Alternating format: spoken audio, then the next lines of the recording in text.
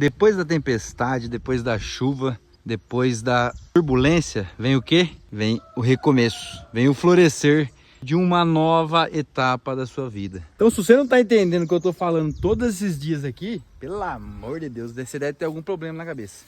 Me segue aí, para de perder o tempo e segue. Depois da tempestade, depois da turbulência que acontece todos os dias, vem o florescer, vem o renascer. E é isso que serve para nossa vida, assim como as plantas.